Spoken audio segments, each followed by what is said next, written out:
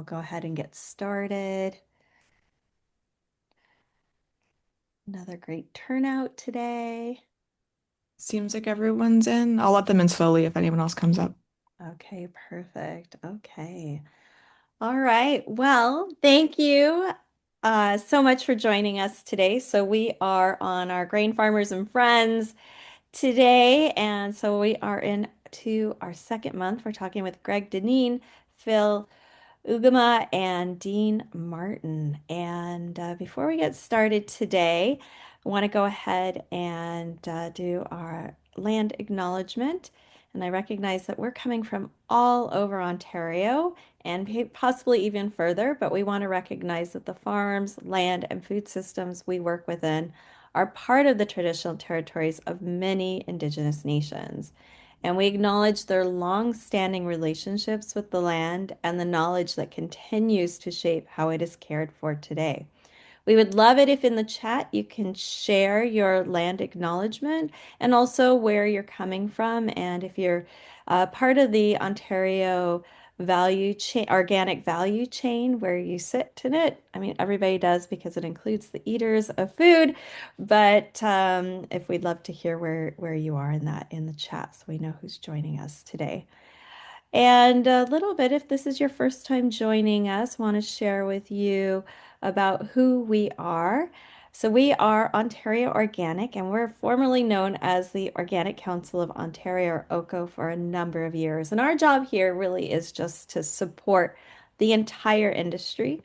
We are a grassroots network. We're not for profit, and so we're just supported by all of the people working in the industry, and we're very thankful for that. And we're able to bring together farmers, businesses, and all the people eating organic foods to build a stronger food system, which we is grounded in science, and we actually help along with some of the science research and driven by community. And one of the really great things that we're able to do here at Ontario Organic is have these farmers chats, our coffee hours. So we are always like, do you have your coffee? Lift up your coffee if you've got your coffee here. And so we're going to talk with our three grain farmers today. And let me do a little introduction of each one of them. So Greg Dineen is a farmer located near Kenilworth, Ontario, and he's farming in his 12th year organically. And he has his wife and two sons also helping.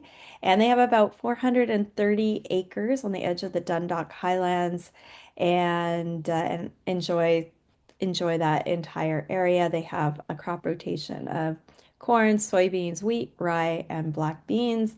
And he's also an engineer. So he likes to dive into machinery design and is actually leading a project with the University of Guelph on ultra low cost electric grain drying. We're not going to talk too much about that today, but it does sound super duper cool.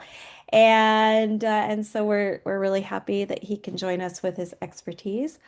Our second grain farmer joining us today is Dean Farmer, and him and his two sons operate Harrow Organic Farm, and that's located in Harrow, Ontario.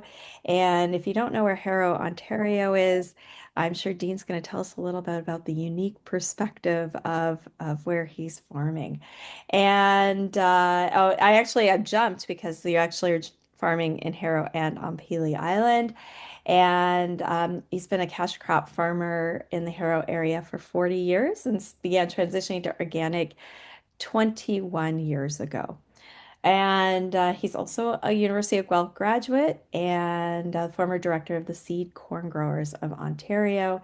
He's also a member of the Ontario Organic Board, and we're super happy to have him join us on all of our adventures on the board and running Ontario Organic. And finally, last but not least, we have Phil Ugama, and he transformed his 1,200-acre family farm to organic in 2012. And now he grows organic crops and uses innovative tools like the weed zapper. I feel like I'm an advertisement there when I read that. He must really love the weed zapper. He's got it in his bio. And actually, Sammy, that reminds me, weed zapper, I want to have on our tools webinar because so many people talk about that one. So Phil shares his expertise and runs an organic elevator also for other farmers. And as the 2024 president of the Ontario Soil Crop Improvement Association, also known as ASIA, he promotes farmer-led solutions. So I'm really glad to have all three of you join us again. And I love that we're building on what we have built before in talking back in April. And so today we're really talking about where you guys are in your season, where you're starting to plant corn and beans. And before we get started on more of the technical side of things, oh, Greg's got his hand up. I'm actually gonna show you a picture just quick if I can figure out how to share it. Just wait, Yeah. because it's helpful, it's relevant. Yeah, you'll just have to ask for permission and then Sammy will give you permission. Yeah, Oh, there you okay, go. okay.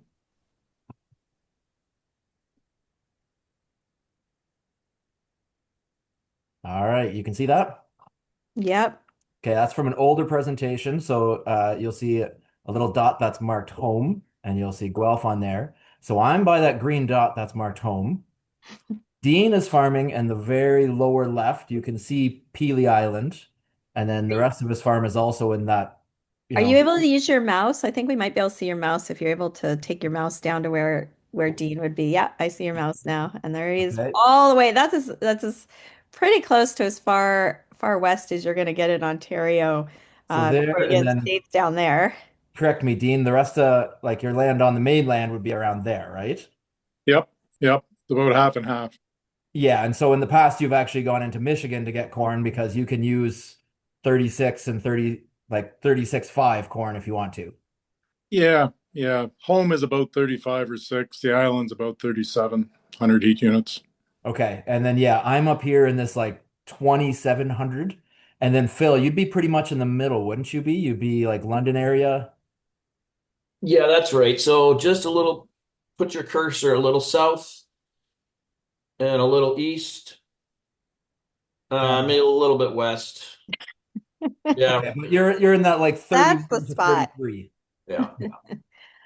And what are these things, Greg? I don't know that everybody knows these numbers that you're talking about. All right, sorry. So if you're picking corn varieties, we use corn heat units and average accumulated corn heat units to pick the right corn for our area. So the further cold you get, the lower the number is, the shorter day corn you're going to grow. So if I were to take my corn down to where Dean is and we were to plant it when Dean plants it, it would be finished so early. Like everybody else's corn would still be growing and making yield, and mine would be like brown and dried down and like it would be able to be harvested like 5 weeks too early, probably. And you'd miss all that yield potential. And then on the other hand, if I grab Dean's varieties and put them where I am, they would be like green and they barely have cob set and the frost would kill them and there'd be nothing to harvest at all. Uh, Most years, like they're averages, so there's give and take. yeah. And so this is going to drive a lot about what we just talk about here. We're going to be making different decisions on different timelines, I think. So I thought I would show this to start with. That's great, Greg. I'm glad you're giving us that background. Now, if I'm a farmer market, if I do farmer markets, do some of those people plant different heat units so that they can have um, yield at, a little bit longer period of time? Like, do people So do that? the market garden guys would be looking at, I think they call them plant hardiness zones. And so they've got like different numbers and then they split into letters. So there's like a 15A and 15B if you want to get real granular. And then that would give you your entire growing length. And then you could also decide to do staggered planting. So you have staggered yields. But you'd start out with, okay, how much plant hardiness, how much growing season do I have? And the curves on those charts are placed pretty similarly to these curves. They'll just kind of be broken out in a different way, different kind of crop Yeah, references. yeah. Yeah, and I definitely know with the plant hardiness, like a lot of us use those even just for regular plants as well. And I work with pollinator plants and that kind of thing. But I was more thinking about with corns, if you're talking about like if I lived where Dean is, I could actually grow probably a lot more. Like I could have corn coming up a lot, or not. Yeah, if I lived where, yeah, if I if I live somewhere, I think I just did that backwards. But you know what I'm saying, that you could have like corn like a month earlier and then another month later a different variety of corn coming up. Am I right with that? Uh, Yeah. not so much. Yeah, I guess so. Yeah. Dean, when's the Okay. last time you saw snow where you are? There's another way to say it. When's the last time you saw snow on the ground? Oh, I don't know. February? Okay, so we had snow, what, 6 or 7 days ago. Yeah. Do you So have there's another way to illustrate the difference. do you have Yeah, yeah. trees up there, Greg? Do trees grow? Is that beyond the tree line? We got a couple little trees. They're like big shrubs. All right. Okay. So I guess going into this conversation, and we're talking about planting both corn and beans. I'm kind of interested in finding out why corn and beans? Why are we planting corn and beans at this time of year, and why have you chose those two particular things? And I'll start with you, Phil, since we haven't heard from you yet. Well, I guess it's good to go right back to the basics of why are you doing what you're doing. I guess from a larger scale grain operation standpoint, it's about a market. There's a market for corn, there's a market for beans. Um, we don't do those exclusively. We have wheat in the mix and we do some dry beans at our place. But I mean, from a field scale, like I don't have really much to say about the market garden stuff because it's just not part of what we do at our farm. So I mean, we grow corn because there's a market. I can get more specific about that. That it's a good map that Greg put up, and we typically grow corn between 2,800 and 3,000 heat units in our area. And at this time of the year, what I'm trying to do, frankly, is not plant corn because everybody else is planting corn, and it's really hard to sit still when all your neighbors are going hard at it. They're conventional farmers, and they've got more tools or different tools in the toolbox than we do. So they've got fungicides and insecticides on their seeds, and they can plunk it in the ground sometimes at the end of April, and it'll show up out of the ground 3 weeks later. It's hardy, it sits in the ground, and it'll come up in 3 weeks. The reason I'm trying not to plant corn is I think around here the weather's it's gonna be -2 tonight. So the soil temperature is just not ready for it. And I've replanted corn way too many times by going too early as an organic farmer. And so, I need the soil to be over 50 degrees, or better.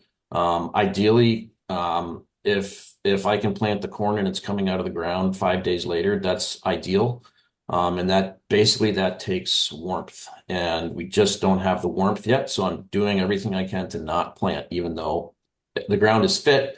It's just not warm, and the temperatures just aren't there for it. So I'm hoping, we're going to get some rain at least in this part of the country this week, and it looks like the long term it's warming up. It's going to be in the 20s. The week after next week, nighttime temperatures are going to be, in the low double digits. So it's getting closer. I might plant beans before I plant corn. But right now I'm just trying to be patient, getting some of my fertilizer and stuff down.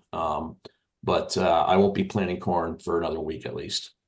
All right. And how about you, Dean, being further south? Are you already in the thick of it? Um, the ground is still too cool to plant. The conventional guys, there's a little bit going in. The stuff they put on the seed now is really good poison, and you can, as Phil said, you can put it in the soil and it's good for 3 weeks in cold, wet conditions. But we don't have anything like that on the seed. It's bare seed, so you have to wait for it to be warm, and uh, and you do want it to come out of the ground quickly. We have worked up some ground just to control the weeds, because if you get a lot of weeds or volunteer wheat growing from previous year, then that's hard to control later. So we have worked a little bit of ground, even though it's maybe been a little fresh. We got our digestate down. We put down a whole bunch of digestate for fertilizer, and we put that down. and we're basically just waiting. It's been a cool, wet spring. Yeah, I had snow. I'm in Kitchener. There was snow in the air this morning. So yeah, it's definitely been colder. Greg, what are you doing up where you are there? Are you being in the farther north? Are you on vacation for another like month or so? No, I'm just kind of hanging out, being anxious, watching everybody else plant corn. Everybody decided to pull the trigger kind of Thursday, Friday last week, so a whole bunch of corn has gone in. The spring wheat guys have all got their stuff in as of like 2 weeks ago, which for them is a little bit late. That's not terribly so, but a little on the later side. But yeah, everybody's kind of decided to go for corn, and we got corn in last year, like one of the earliest plantings we've ever done, and it was an incredible train wreck. And I think we tore out half of it, and the half I kept I shouldn't have. It was like for the amount of effort that we put into it, it was such a modest return. And it's terrible. It's like I had 3 or 4 years where corn just really worked for me, and then a bit of bad luck and an equal amount of poor decision making has given me like 3 rough corn years in a row, with the last one being the worst. So yeah, no early You've been planting do- corn. No I early planting corn. don't no more. Brutal. Not worth it. No, it, And it doesn't. yeah, and it's like wild because you're like into this, like you've been doing this for a while, and I think it's good for people to hear that there's still poor decision making and there's still weather issues, and no matter how many years you've been doing something, you still are going to hit those obstacles and still not know what's going to be the right decision from year to year. Yeah. Dean, I want to jump into some of our questions about the technical aspects, but can you kind of give us like a background of um what this time of year would normally look like for a farmer when you're thinking about all these next steps like the land prep. We've heard some amendments, which I know we talked about last month a bit as well, the amendments of adding to the soil and the different pieces and all of those. Can you kind of just give us like an overview of what that would look like? So we generally don't start planting till around the 20th, just because the heat doesn't get in the soil till then. But up until then, if the ground is fit, we will work the ground to keep the weeds under control. If we're in a wet condition whereby you can't control the weeds, then come May 20th, we got weeds that are 6 and 8 inches tall, and you're trying to work those down, put it in crop, and then trying to row cultivate 2 weeks later with these remnants of the weeds. So anytime you can go in early, if the ground is fit to kind of control that, that's really good. And um, we like to prep the ground with we use a high speed disc. A dangleman is what we're using right now, and it's a good tool to work with when you're when it is a touch wet, because we don't like to do wet, but just a little on the fresh side. The dangleman's a good machine. It doesn't rip out all the weeds, so we also go through afterwards. We haven't done it yet with a field cultivator with 7 or 9 inch sweeps, and that really roots out and kills everything. It's 100% if you go over twice, and you get like a completely clean top seed bed in order to plant into. And the last tillage pass is, I like to do it the day I'm planting, so that the corn or soybean seed that's going to grow is exactly on par with the weeds. I don't want the weeds to have a 2 day head start before the planter, because it's all about the timing of it all. So, Okay, all right. And Phil, what kind of like tillage or equipment are you using and what are you also doing at this time of year? Yeah, no, it's I guess maybe like I can talk about that as well as the evolution as to how we got to where we are. So we're about a third corn, third soybeans, third wheat. So wheat and red clover is kind of our prep for corn. And then we put compost on that red clover ground in the fall.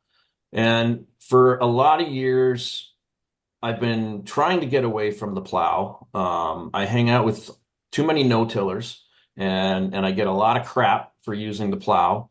So I tried for a lot of years to get away from the plow. So what I would do, what I did for a number of years is I would just leave the clover and the compost over winter. And there's a lot of really big benefits to that. You get basically a green cover crop that wakes back up in the spring, and it's a big lush pile of clover in the spring.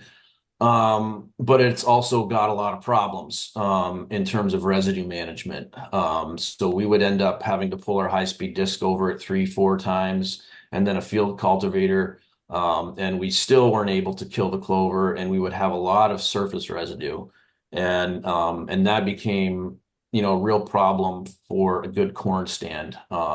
Especially with we would plant corn and we'd have these nice rows with no residue in it. But one of the most important, I think, passes in terms of weed control is the one you do before the crop is out of the ground. And in the course of doing our blind tillage before the corn would come up, we would throw all that residue over the corn row. And so the corn would have a really hard time poking through some of the clover crowns. We just did not have an even stand. So we tried disc ripping in the fall, and that mitigated that problem, but we still had too much residue. And then, so last year we finally broke down and we plowed all of our corn, our red clover ground. And darn it, it's beautiful this spring. I love it. It's easy to till. The weeds are all gone, and I'm looking forward to, a really nice stand for the corn. So it's in my opinion, I think with organics, like we are very tillage based, and that does have its drawbacks. I do think my perspective is now that, we take 2 steps forward when we grow red clover. We put in our organic amendments, we grow cover crops, and we put compost on. But I do think plowing is a step back. We do disrupt a lot of the biology in the soil. I don't have a solution for it, particularly for corn. The best corn that we grow is generally on the land that we plow. So there's economic considerations, but it's something we organic farmers, we got to keep our eye on the ball in terms of soil health, and tillage. I just see a question about residue in the chat. When I say residue, what I mean is basically dead plant matter on the surface of the ground. So residue, a clover has got a big root system, and so you have these root balls lying on top of the ground, and that can be difficult for a corn plant to poke through. So it's managing that residue. That's what I'm talking about. That dead plant material on the surface of the ground, that is challenging, particularly with corn. For soybeans, we plant our soybeans after corn, and what I do with soybeans is I pull a disc ripper through the corn ground in the fall. And I'll usually ask after the disc ripper, we have a high-speed disc just to level it off in the fall, and then a few tillage passes in the spring before we plant soybeans. It's not an issue. Residue is not an issue for soybeans typically. Okay. And you're talking about this disc ripper, and I'm thinking of a DJ. Um, Yeah. Can you explain what a disc ripper would look like? Yeah, I mean, there's different types of disc rippers. It's basically a deep tillage pass. Ours, it's a sunflower. It's got a row of discs on the front to kind of break the soil open, and then it's basically a series of big hooks behind it that can go 8, 10, 12 inches into the ground, and it basically churns the soil. And then behind that, we have a leveling set of discs so we can adjust the height. So it's really it's a disruptive tillage pass, but it leaves a fair bit of residue, which can be good in terms of erosion control, and soil biology. A plow, it completely buries everything. So you've got bare dirt that's exposed throughout the wintertime.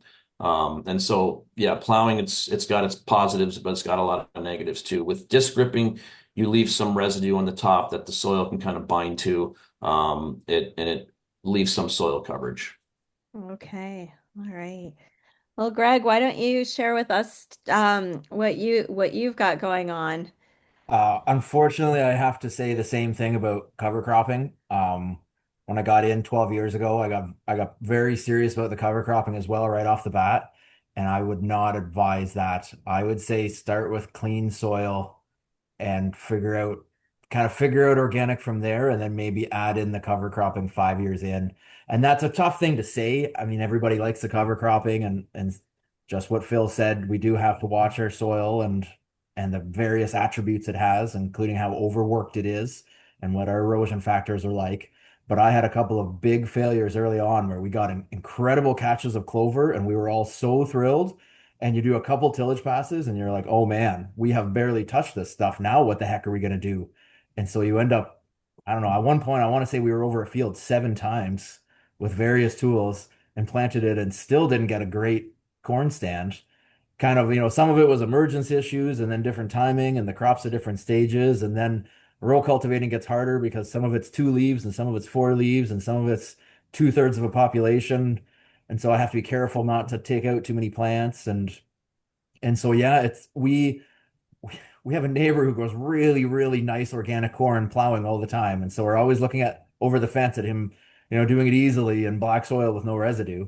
We have stuck with the other tools, but yeah, the residue is nothing to laugh at. And for somebody starting in, I'm not sure how much I'd recommend clover right from the start, even though I know it has a lot of benefits. And then what we have gone towards, or what we have made work for us is mostly this combination. So this is a Great Plains Express. There's nothing really special about it. I don't know, like 10, 12 years ago, the compact discs were all kind of popular, and this is an example of that. You've got 2 rows of discs angled different directions in the front with a bit of a bit concave, so they sort of throw it outwards, and then they sort of throw it inwards. And then there's a big heavy steel roller, like kind of like a ring roller, but mounted solidly to the frame. And so it is incredibly good at crushing the root balls that Phil was talking about. Whether you're talking about like corn root balls or like alfalfa leftovers, those soddy pieces, the clover leftovers. Very good at that. Also very good at causing compaction. And so I kind of have a love-hate relationship with this tool now. It's like I do know what sucks about it, and now we're getting along well, but it sure cost me a lot along the way to properly understand that. And so, yeah. And then when we're being real aggressive, it'll be this disc and then it'll be that roller behind it as well. And so we're not disc ripping, so we're not, maybe Phil would be kind of moderately working a deeper soil profile. I'm sticking to a shallower soil profile, but I'm working it a lot harder. And so we do get worried about erosion sometimes in the spring where it's like, oh boy, it's like we've really got those top 4 inches and all that residue, really crushed down into a powder, and it makes for a nice seed bed, but I wish I could have left it coarser. Now I'm worried if we get that big rain. But It's yes, just this gonna wash away all of it. Yeah. it's a risk. And like I don't have any big hills like this.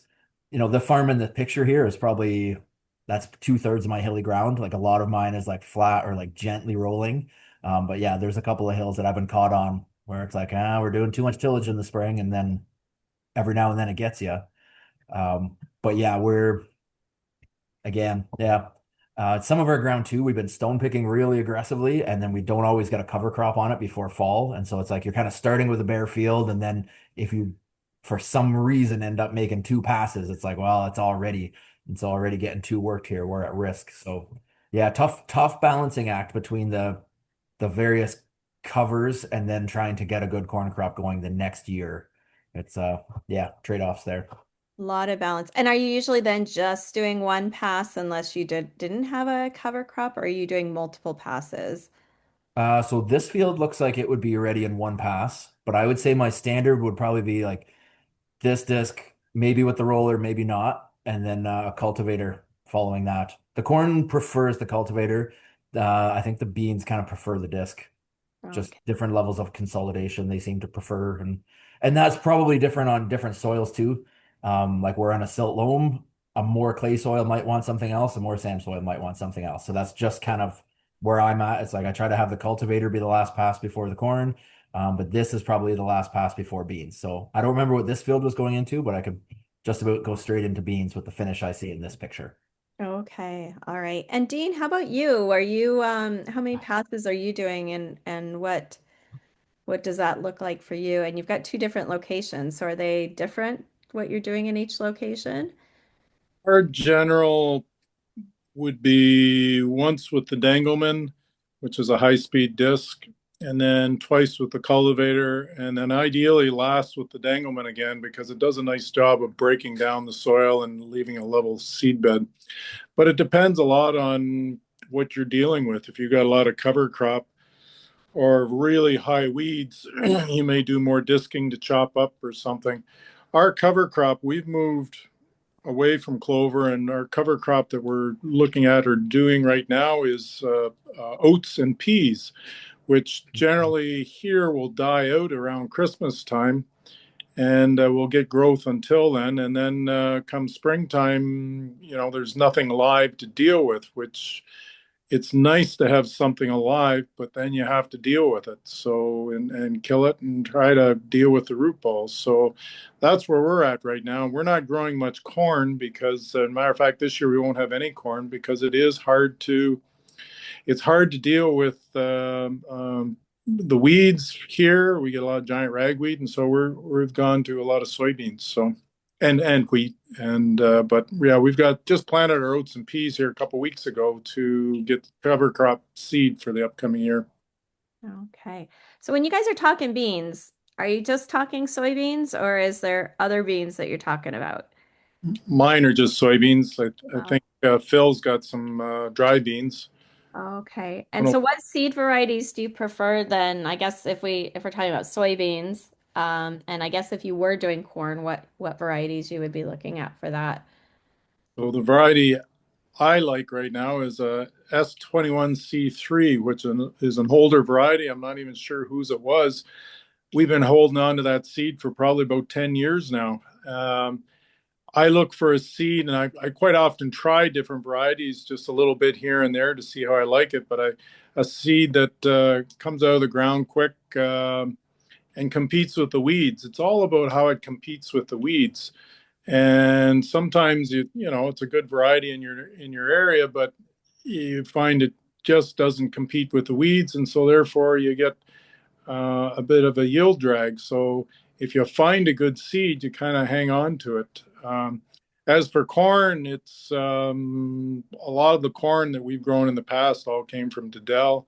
It's an organic. It's one of. I think there's only a couple of organic seed companies out there, and I had good luck with the Dell seed, um, but corn is hard to deal with for us for weeds. Okay. And what are the organic regulations around the seeds that you're starting with? Like if you're harvesting your own, you're buying seeds, how the regulations affect like what can be your seed source? That's a preferred organic practice is to keep your own seed. The idea is that the seed over time adapts to your conditions, although I think scientifically you'd be a long time having that happen. Um, I just find a variety and I like it. This particular variety isn't even in distribution anymore. Um, as far as there is a lot of rules about keeping seed now because a lot of the is trait protected, even though it's not genetically modified. It is a patentable trait, and there are rules and restrictions on a lot of the varieties you buy. Some guys prefer to buy every single year because they're getting fresh seed. They're getting it's been approved that they can buy it, and they sell organic seed, and then they get or sell their organic grain, and then they don't keep anything, so they get their full value for the grain, and then they just buy the seed in the spring. And yeah, it's just a preference. Okay. We If we you're our if own you're sorry, Dean, what was that? we clean our own seed and are able to condition it pretty good. What percentage of your crop would be saved for seed? 95% of the beans, corn You, you have to buy. Oh, okay, but you'd keep 95% of your crop for Oh, seed no, here? no, no. How much I money is that? was like, that doesn't sound like great farming to me, Dean. Yeah, so we would. I think right now I've got about 1,500 bushel that are kept for seed, and so if I were to sell but some of that's transitional seed where you don't get full value for anyway, transitional grain from the fall, and I kept it for seed. So you get to kind of maximize out your transition fields by keeping it for seed. Um, so I'm, gosh, what would that be as a percent? I'm not sure. That's probably it's a small percentage of grain that you keep to keep for seed. Okay. All right. Phil, for you, what do your seed varieties look like and are you saving seed? Are you like what's going on with the varieties you're getting and sourcing? Yeah, so I typically will buy new seed every year for soybeans, and I grow a variety called OAC Aberdeen primarily. There's a couple of reasons for that. One reason is I like it's a good yielder for our area. So, like corn, soybeans, you kind of do target kind of some heat units as well. So in terms of the length of day, it's well suited for our area. The other thing I like about it is it's got short nodes. So what I mean by that is the distance between, I guess, leaf nodes is relatively short. So it's not a very tall variety, but it still produces a lot of beans at each node. And the reason I like a not tall variety is because of my weed zapper. So it allows me to get through the field without knocking and doing a lot of damage, to the soybeans. Some varieties, I think like DH410 is one that a lot of people grow, but it can get really, really tall. Like it can get, halfway up your chest, and that's just a big swampy mess sometimes. So I like a shorter variety. It's a good yielder. The other thing is that it has soybean cyst nematode resistance in it.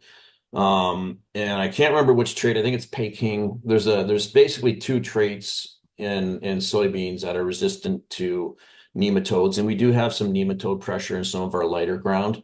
So that's something I think for folks to keep their eye on is if you get your soil tested, also get them tested for nematodes, because if you get a lot of nematodes, it can really wipe out your yield on your soybean crop. So that's why we grow that variety. We do grow some dry beans as well, kidney beans, cranberry beans, pintos or blacks. Not all in the same year, but different years will do that. And they typically, black beans are a little more robust, but the large seed ones are it's always like a risk. It's you either strike out or you hit a home run. It requires very well drained ground, lighter ground typically.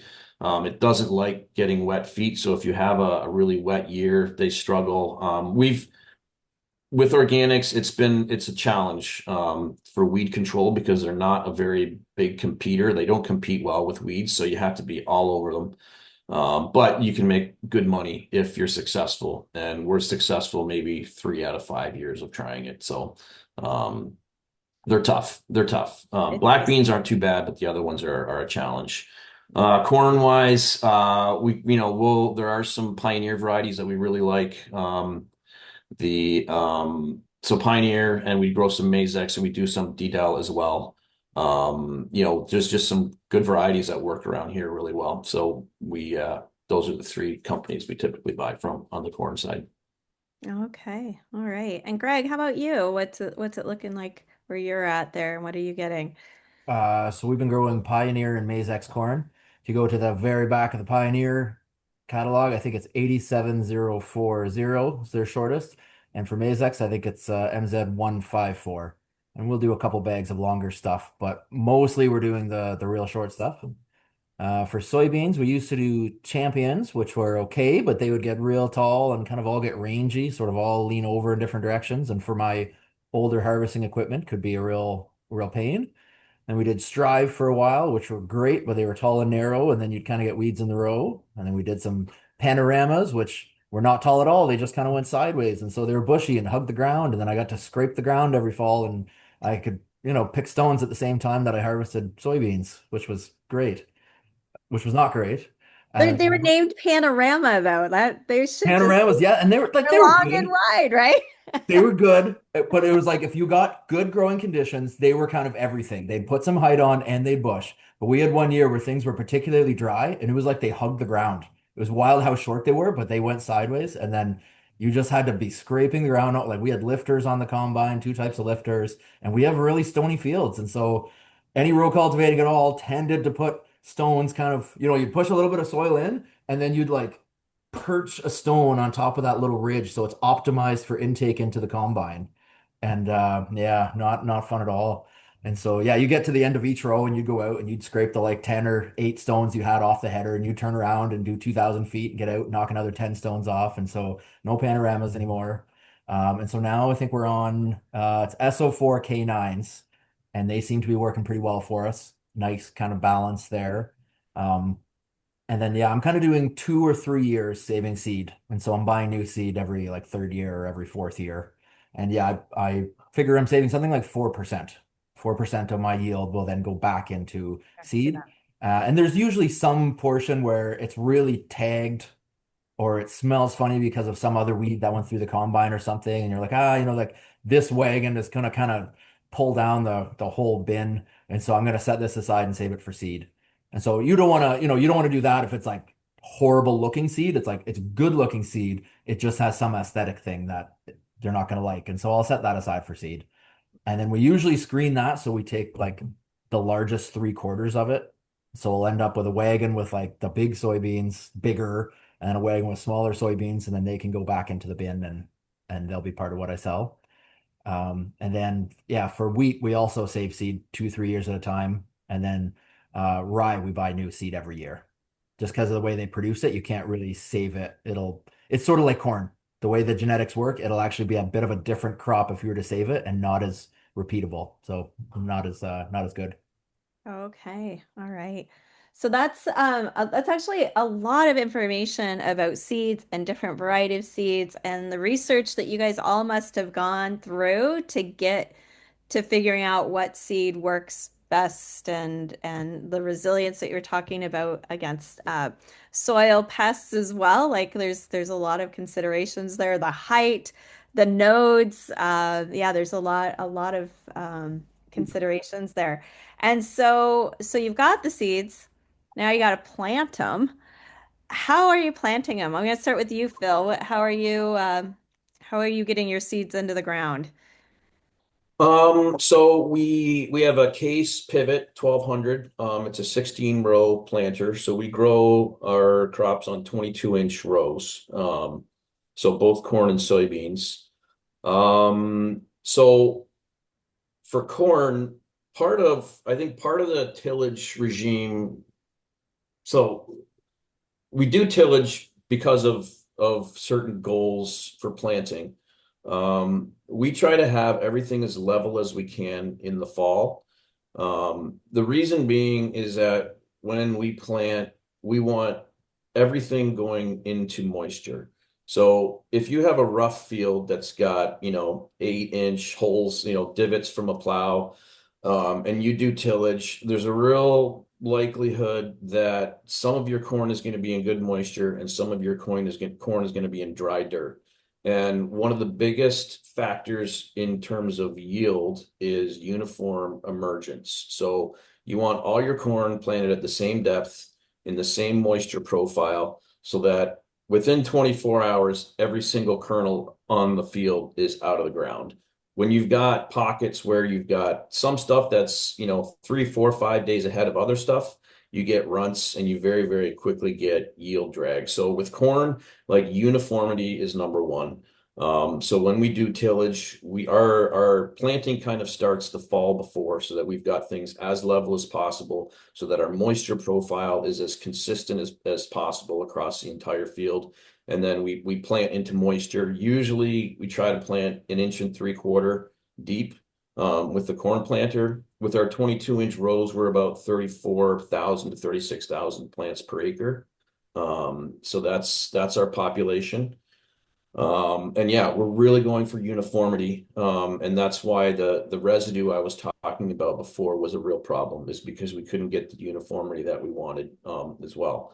So 1.75 inches for the corn, maybe 2 inches, but find moisture and get everything into moisture at the same depth. So that takes some it takes some management, and it takes some forethought, and it takes working with the rains that you get. If you get a rain in the spring, and your fields are level right before you plant, then you're kind of off to the races, because you can get your corn into moisture at the right depth, consistent across the whole field. So ideally, if we can have a rain, the week that we're gonna plant corn, and just reestablish that whole moisture profile, skim it with the field cultivator, plunk it in 1.5 inches, 1.75 inches deep, then that's great. We like that. Soybeans, we plant around 180 to 200,000 plants per acre. I think Dean's a little higher from what I remember. But that's, yeah, I mean, it's important with soybeans, but not to the same degree. Soybeans will adjust their population if you knock some out and you bury some. Soybeans are a lot more robust. Corn it's a challenge. It's a big challenge to do a good job in the first 3 weeks of corn. Okay. All right. Greg, how about you? Uh, First of all, I'm going to agree that corn is a lot harder than you would think it would be. Thinking of how robust a plant it is later on, you'd think like this thing's pretty tough. How hard could it be to get corn started? But it is actually very sensitive to those starting conditions, and yeah, the first 3 weeks pretty much makes or breaks it. Um, and then it's real frustrating because it does need to be in pretty early. So by the time you realize that like the potential is gone, you're almost just switching over to beans. You can't really go back to corn again most of the time. I would say for corn, we're probably aiming for 1.5 inches to 1.75 inches, which is on the deep side for sure. My go-to tool for a pre-emergence pass is the rotary hoe. And so I'm probably going to be lifting and fluffing that top like inch, 1.25 inches, 1.5 inches. And so I don't worry so much about the corn having to emerge from a bit more depth. Um, and I want it all into moisture, just like Phil said, because you do need all of them to start at exactly the same time. And I want to be able to go out and watch, and it's like, all right, it's like the corn has, it's got one root out. Okay, it's got a root going either direction. Okay, I'm starting to see, I forget what you call it, but when it first starts to like head towards the surface, I want to see it go like 1/4 inch or 1/2 inch, but they're all still like 1.5 inches to 2 inches below ground. And now I'm gonna really work the top of the field. That's gonna be an aggressive rotary hoe pass or an aggressive tine weeder pass, depending on what the residue looks like. And so I'm gonna try to make it, good and clean for when that corn comes up. And then I will do at least one more blind pass once the corn is up. So once we're at 2 leaves, I will probably be in there with the rotary hoe again. And then at 4 leaves, 4 and a bit, I might be in with the tine weeder then. Just, depends how the weather plays with you a little bit. I do really like the tine weeder. Sometimes the residue prevents you making a good pass with it. And if the rain just doesn't stop, you can get in with the rotary hoe quicker than you can get in with the tine weeder. And my personal experience has been that you don't want to see dust behind the rotary hoe. It's like you should be in there almost when it's muddy. You should almost make a mess of the tractor. And that seems to give me the best results. Big flotation tires and yeah, almost a muddy pass because you break up that top surface so well then that the field goes back to being dry and looking like it's freshly cultivated, and that heads off the annual weeds. Um, Soybeans, I want to say I'm 225 to 240,000 as far as seeds go. Since I'm saving my own seed, there's a bit less cost there. It's like I can put the populations up, doesn't hurt so much. Um, that will vary a little bit by how ugly I think the field is going to be. We had one field that it's like I knew I was going into a knife fight. I want to say we did 250,000 plants, and ultimately that field was 61 bushels. And when I was counting plants at the end, we were just a hair under 100,000 plants to the stand. It was like 98,000 plants. And so it's like I had actually rotary hoed and row cultivated and tine weeded to the point that I had taken out more than half of the stand that emerged out of the ground. And Yeah. so, but it was a really nice field in the end, but yeah, there was some incredible abuse in the first 3 weeks or so. And I guess if you're using your own seed, maybe you don't feel as bad. cleaning out as much at the end? Does it affect your thinking about that when you're just like, this is my own seed versus like a dollar cost on the seed that you're clearing out there? Well, I mean, either way, like if you have a good even stand that's around 100,000 plants, that'll pretty much do what you need. It's nice to compete with the weeds by having more plants, and they provide some insurance policy if the field's not that even. But if the field is even and it's 100,000 plants, and along the way to 100,000, you took out all those serious competing weeds, that's not a bad place to be. Um, and I mean, there's not such a populate, I'm talking about doing 220, and Phil's kind of saying 180 to 200. That's not such a difference there. But yeah, I guess that's some kind of a thought there. Yeah, yeah. How about you, Dean? What are you, what like kind of plant or setup do you have? And one of the things I meant to ask all of you, like GPS, are you guys using that to like do your rows and that kind of thing? Dean, what do you have going on there? I think we're all GPS and we're all 30-inch rows. Uh, Okay. for I'm the outlier here for when it comes to soybean population, and the other two are kind in mentioning I was higher. I plant about 400,000, which is more than double what's recommended. And it really has nothing to do with the yield for population because the science is 100,000 is enough for to get full yield. It has to do with weed control. And I've noticed, I've been doing it for years, I've talked about it, that you get a weed suppression thing going on when you get over 300,000. And at 400,000, we have no problem suppressing soybean or thistle patches. Provided you're doing row crop tillage in between. So my planter is a 1775 John Deere. It's a fairly new John Deere planter. I like to plant around the 2-inch mark, soybeans and corn. We do our tillage at about an inch and a half to 2 inches. And the idea being that here we get a lot of dry conditions, a little more heat. And if I work up that seed zone, it will dry out quite often by the time I go to plant or even after I've planted. And so I like to plant into almost an undisturbed layer at the 2-inch mark, and the tillage is all above that. And so that's the idea of that and it takes really good depth control on your tillage stuff to be able to keep that at that inch and a half, inch and 3/4 level, and then plant pretty consistently into that 2-inch, maybe even inch and a half, inch and 3/4, but somewhere in there so that you're kind of into a very consistent moisture level. Corn, anytime I've planted corn, the regular population, increasing the population actually probably has an adverse effect. And corn is very difficult to maintain the blind tillage. We don't do any blind tillage anymore. We don't do any harrowing. We don't do any rotary hoeing. Did it for a long time. I like to just go in with a row cultivator as soon as we possibly can. And we'll be doing that at probably 5 days after emergence. We'll be going through with a row cultivator. Okay. That, All that, right. that's our first pass for tillage. Okay. All right. So we've actually this has gone so fast today and learned a ton from you. I just want to make sure we if there's any questions we have from the group that we can probably take maybe one or two questions today. And as those questions come up, you'll also see there's going to be a poll that will pop up on your screen. And if you could take some time to answer the questions there, so we know how if you're benefiting from these chats and anything we might want to see in the future. And I do know originally, or in the chat, Carolyn had asked the amendments that you guys used, and I know we had a really long conversation about that in our last webinar.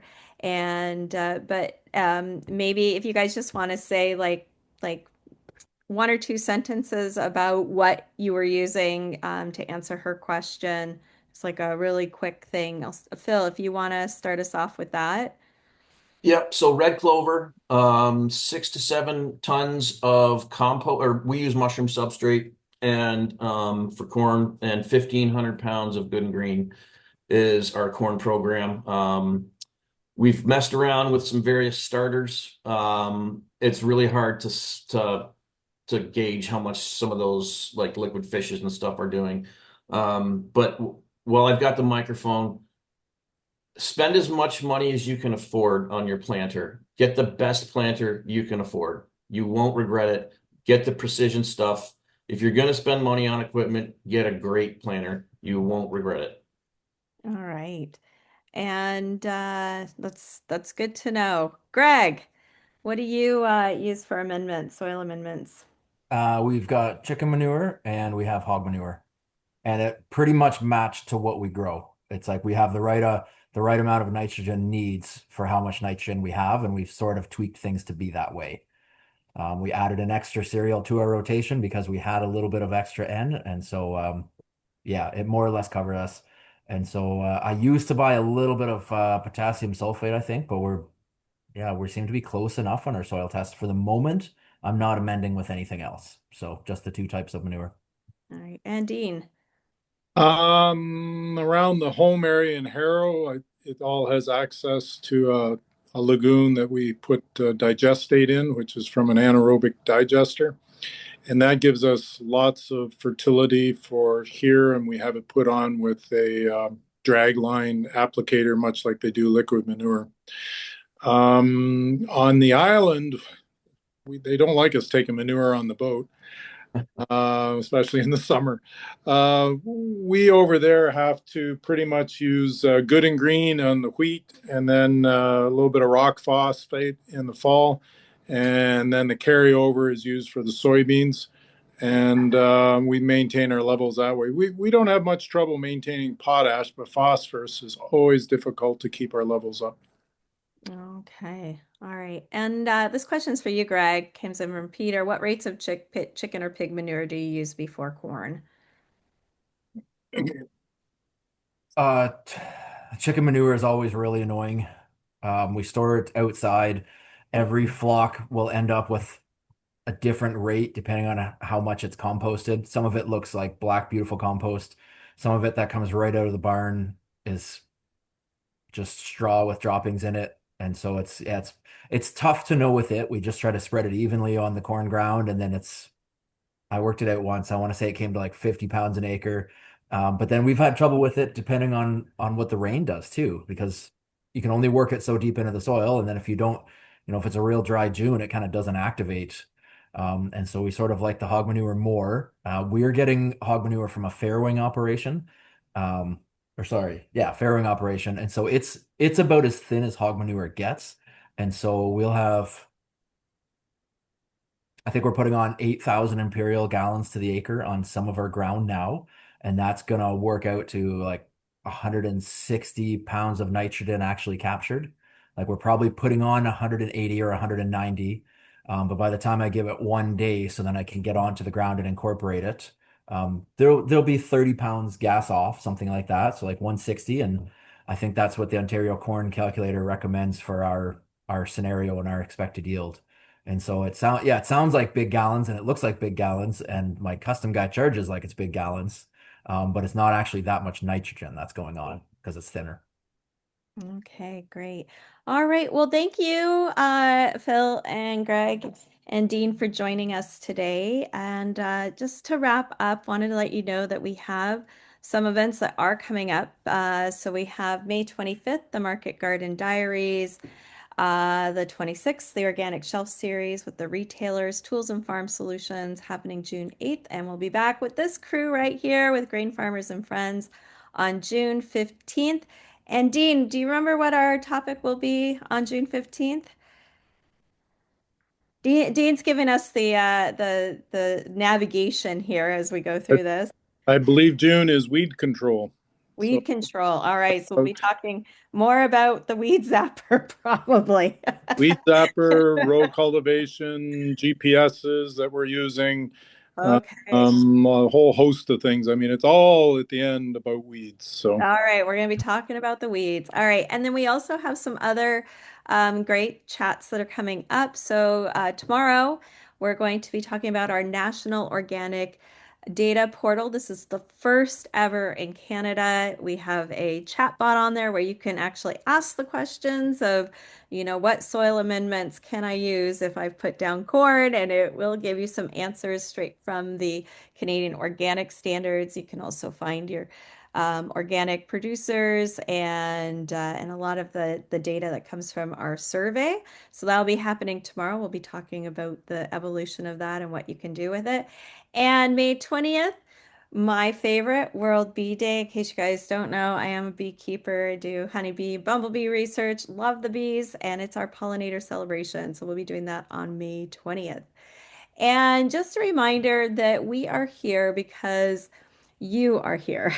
And what we mean by that is that our the way we continue our organization is through memberships as well as our impact members. And so we have various lots of amazing um, companies that are here and producers that are right here in Ontario that actually donate a percentage of all of their earnings right back to Ontario Organic so that we can do the education, we can do the research, we can create the tools, and we're really thankful to all of those partners. But we also have various levels of membership that also keep the lights on here, as we say. So we have organic producer memberships, business memberships, allied associations, and then for those of you that just really believe in what we're doing and you're eating the food, but maybe not an active organic farmer, we also have the organic advocate membership, and we're just happy to see those all rolling in. It's been really great to see the increase in membership, and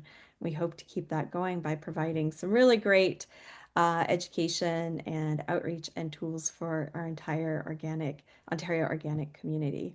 So we will be back here with this crew June 15th talking about weeds and lots happening in between. So we hope you can join us.